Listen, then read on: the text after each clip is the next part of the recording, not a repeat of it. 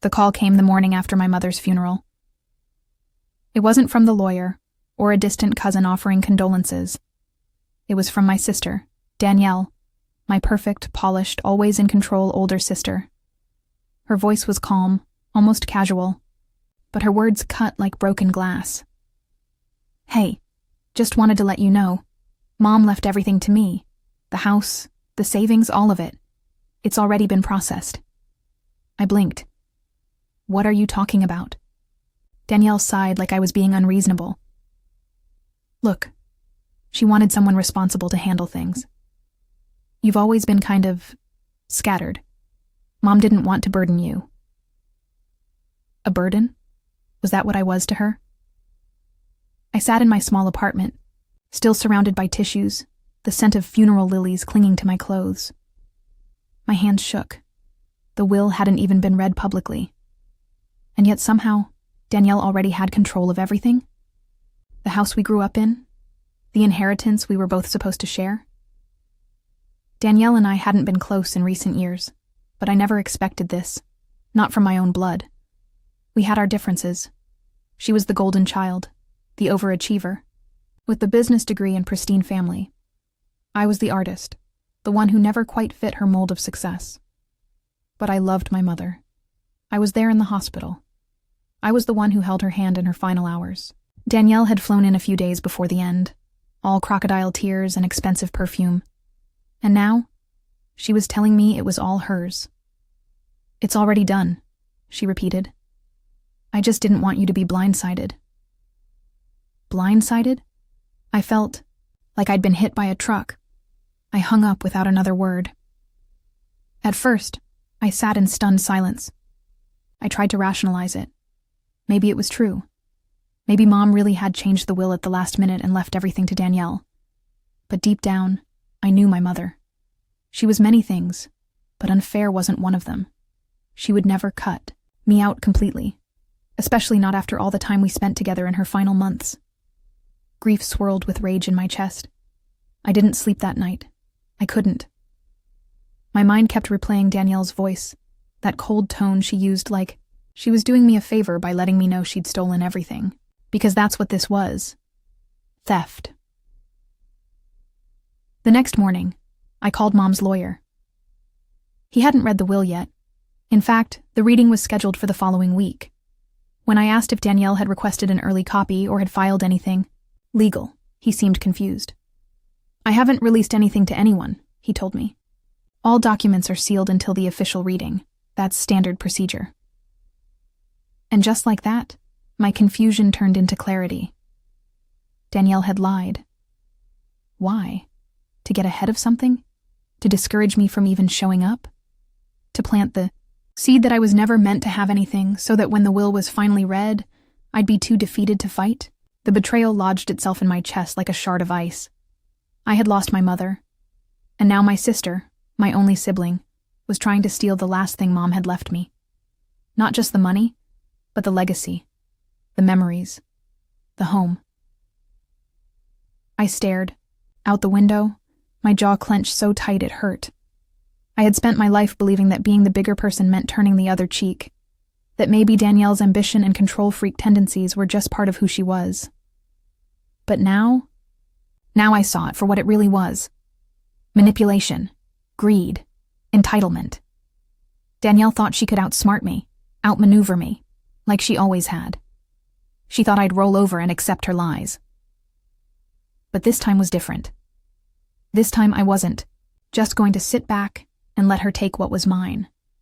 This time, I was going to fight. The lawyer's words kept echoing in my head. I haven't released anything to anyone. That meant Danielle's confident claim was a lie. A calculated one.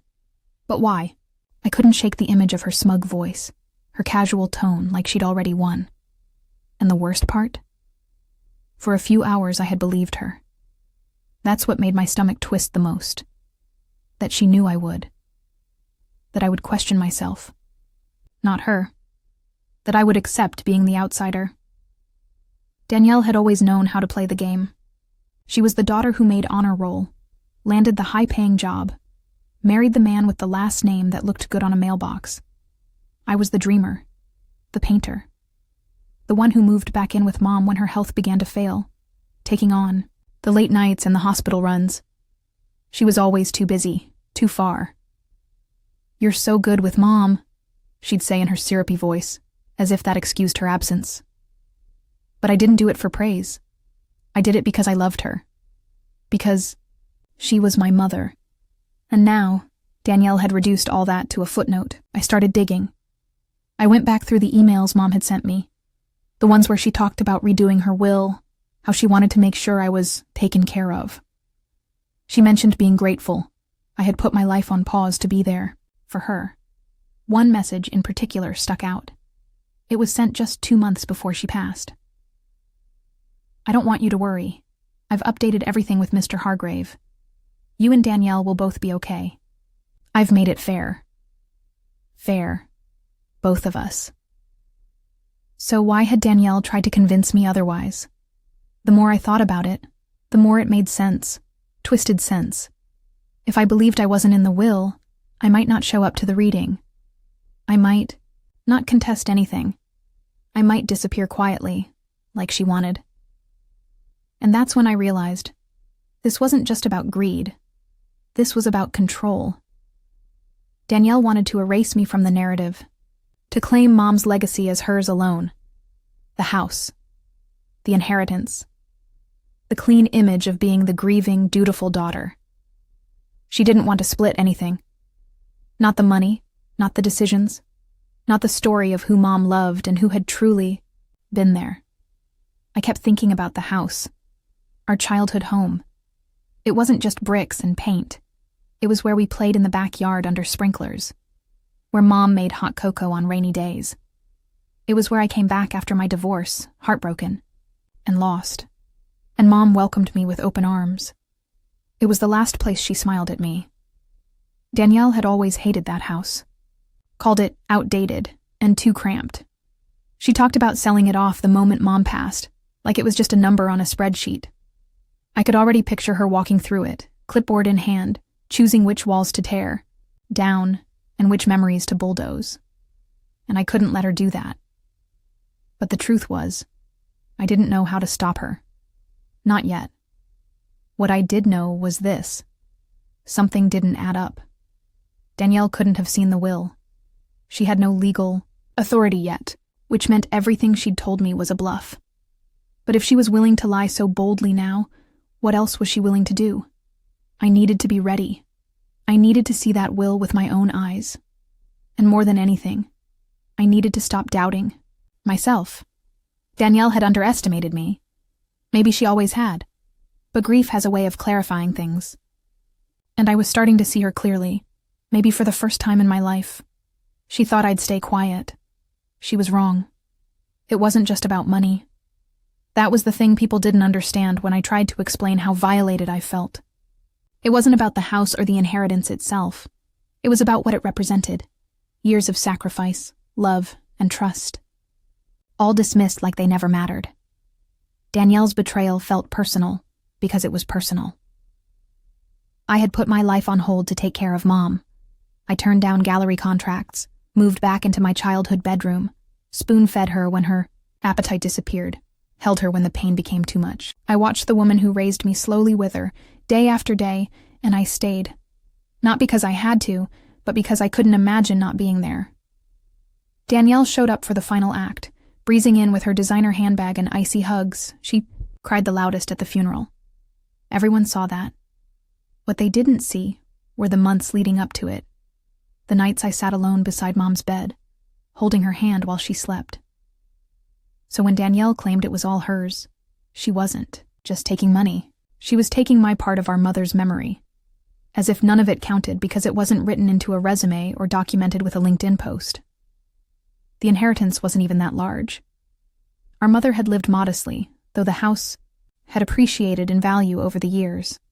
Her savings were enough to help stabilize my future, give me the means to finally open that community art space Mom had encouraged me to dream about. She believed in me. She told me so, countless times. She said I had heart, that my art helped people feel seen. Danielle saw none of that. In her world, Value was measured in digits, not impact. I thought about the burden she mentioned on the phone. That word echoed like a slap, as if caring for Mom had been a chore I resented instead of a choice I made every single day. That word told me everything about how Danielle saw me, and maybe how she had always seen me. And that's when the bigger realization hit me. This wasn't just about the will. This wasn't an isolated betrayal. This was the culmination of years of being dismissed, sidelined, underestimated. Danielle had always acted like she was the one steering the family ship, and I was the flaky little sister along for the ride. She thought this was going to be easy, that I'd nod along, maybe cry a little, and fade into the background. Again. But this time, there was something different inside me. A fire I hadn't felt in years. Maybe it was grief fueling it. Or maybe I was just finally done being the one who let things go. I thought about what losing everything would mean, not just financially, but emotionally. The house wasn't just a structure. It was the last piece of Mom I had left. The garden she spent years tending. The studio she built for me in the garage when I first started painting. The kitchen table where she'd sit with her tea, humming old jazz tunes under her breath. If Danielle sold it, it would be like erasing her altogether. And the worst part? I would have let her if I'd believed her. That's what made my blood boil. Danielle had tried to play me, to exploit my grief and my self-doubt. She assumed that by hitting me in the moment I was at my lowest, I'd crumble. But I wasn't going to crumble. I was going to rise. And if she thought I was just the emotional one who couldn't keep up, she was in for a rude awakening.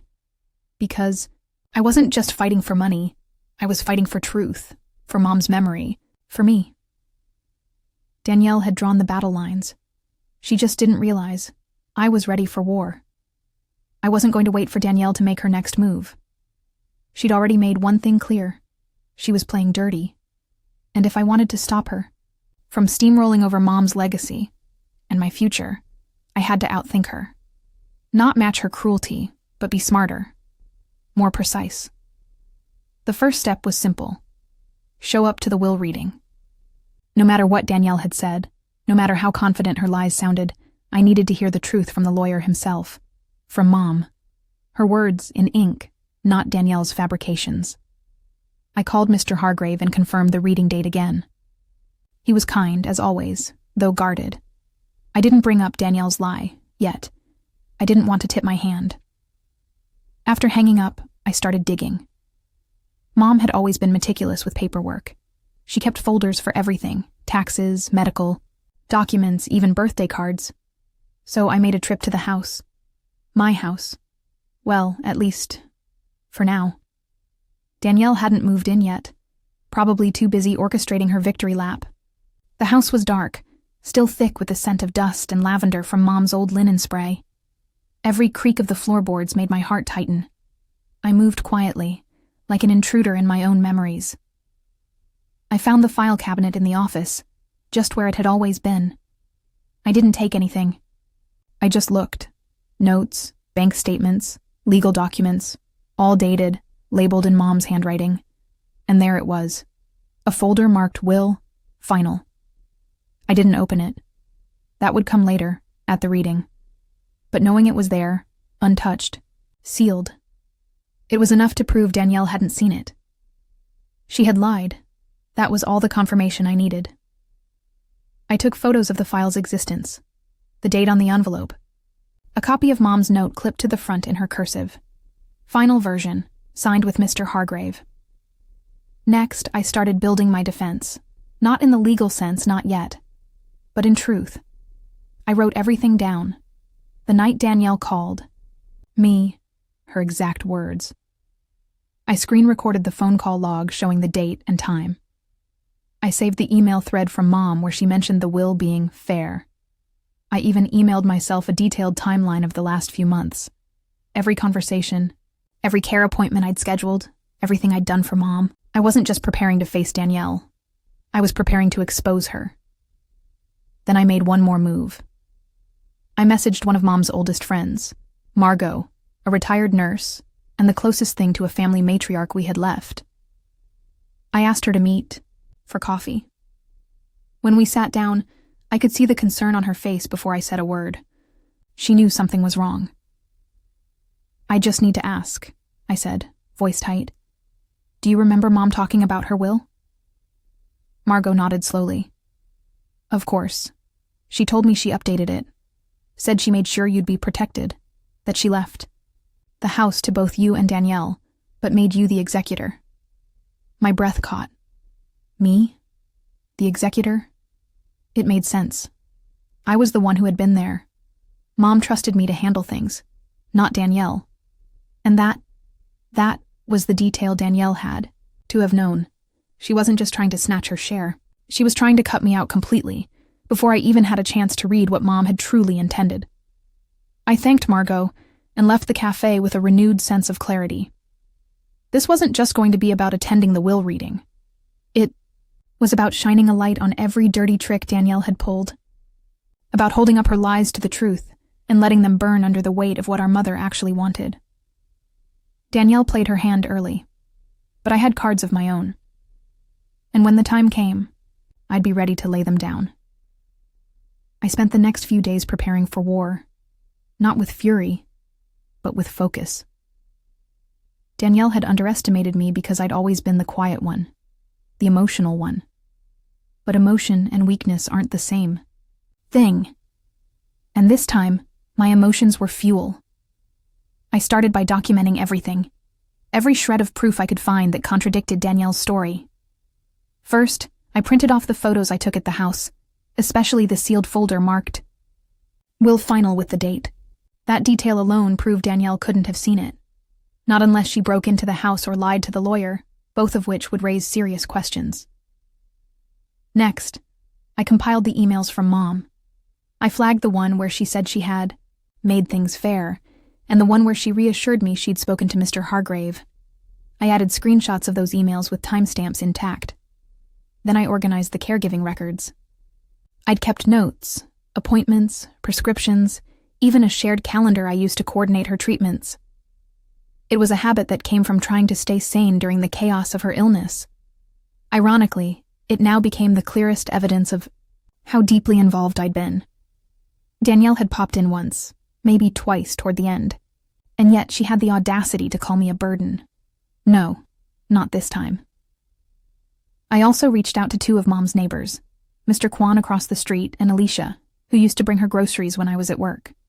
They both agreed to write brief statements about how often they saw me there, how I was the one maintaining the property and looking after Mom. It wasn't about turning people against Danielle. I didn't want to make this a circus. I just needed a few grounded voices who could speak to the truth of what had happened. But the most strategic thing I did? I emailed Mr. Hargrave.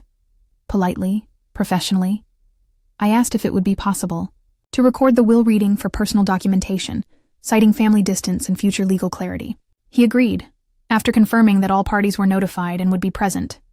He didn't suspect anything yet. And then, I prepared myself for what would happen in that room. I knew Danielle. I knew she'd come in confident, maybe even overconfident. She might still believe I hadn't done anything, that I'd roll over like always. But she didn't know what I had. A timeline, a stack of evidence, and, most importantly, the truth. For the first time in weeks, I slept soundly. I wasn't afraid of her anymore. I was angry, yes, still grieving, still raw. But I was also clear. Danielle had tried to erase me, to gaslight me into thinking I was less than, that I didn't matter, that even in our mother's final moments, I was invisible. And she nearly succeeded. That was the scariest part. How easily I'd almost believed her.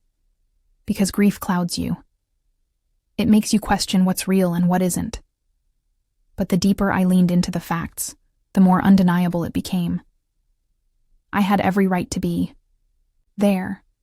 I had every right to everything Mom promised me. This wasn't just about inheritance. It was about reclaiming my voice, about standing up for what was mine, not out of entitlement, but out of love, loyalty, and truth. So when the morning of the will reading arrived, I dressed with care. I wore one of Mom's old brooches, the sapphire one she used to wear to art shows, her lucky gem she called it. Not for superstition, but as a reminder. A reminder that I wasn't walking into that room alone. She would have wanted me to fight, and I was ready. Danielle walked into the lawyer's office like she was arriving at a brunch reservation. Sunglasses still on, hair styled into that effortless, just-left-the-salon wave, and a smug half-smile tugging at her lips. She barely looked at me, just tossed her coat over the back of the chair and crossed her legs like she already owned the place. "Let's get this over with," she said breezily. Mr. Hargrave gave her a tight smile, but said nothing. He turned to me and nodded. I nodded back. I could feel my heart thudding in my chest, but I kept my face neutral. He opened the folder. "Before we begin," he said, "I want to confirm that both parties understand this is the final, legally binding version of your mother's last will and testament, signed and witnessed in my presence." Danielle gave a lazy nod. "Of course." I stayed quiet. Just watched. Then he began to read, and just like that, the air changed. Mom's voice, in a way, filled the room. Her decisions were deliberate, measured. She left personal letters for each of us, which Mr. Hargrave handed over at the end. She spoke of love, gratitude, and fairness. She left the house to both of us, but made me the executor. She left a larger portion of the savings to me, citing my role as her primary caregiver. She even included a note in the will, acknowledging Danielle's absence, worded gently, but unmistakably. Danielle's smile evaporated. Her eyes darted toward me, then toward Mr. Hargrave. This isn't right," she said, her voice tightening. She told me. Mr. Hargrave didn't flinch. "Your mother finalized this version 3 months before her passing. I have the signed, witnessed documents. It was her express wish." Danielle turned to me then, full of fury and disbelief. "Did you manipulate her? What did you say to her?" I met her gaze, steady and unflinching. "Nothing that wasn't true. Maybe if you'd been around, she could have said it to you herself." Her mouth opened, then closed. She looked cornered, for the first time in her life. "I have evidence of your attempt to deceive me," I said calmly, pulling out the printed emails, screenshots, and a copy of the voice message where she claimed Mom left everything to her. Danielle's face drained of color. Mr. Hargrave cleared his throat. "If any legal action arises as a result of this behavior, I'll be obligated to present this evidence. But that's outside the scope of today's reading." Danielle stood abruptly, grabbed her coat, and stormed out. No apology. No acknowledgement. Just the sound of heels clicking sharply against tile, retreat disguised as pride. I sat there for a long moment after she left, staring at the papers in my hands. Mom's voice echoed in my head again. "You're stronger than you think." She was right. Danielle had tried to write me out of the story, but I didn't need to scream to be heard. I just needed the truth and the courage to stand my ground. And I had both. In the days that followed, Danielle went silent. I heard through a distant cousin that she'd flown back to New York. She didn't contest the will. Maybe she knew better. Maybe she finally realized she couldn't twist this narrative to her liking. The house is mine now. Ours, technically. But with me in charge, it will never be sold for convenience or profit. I've started converting the garage into an art studio again, just like Mom did for me when I was 17. I open her letter sometimes when I need strength. It's handwritten, with her familiar curves and loops, and ends with a line I'll never forget. "Don't let anyone take away what you've built. Not your dreams, not your peace, not your worth." She gave me more than a house. She gave me myself. And I'll never let that go.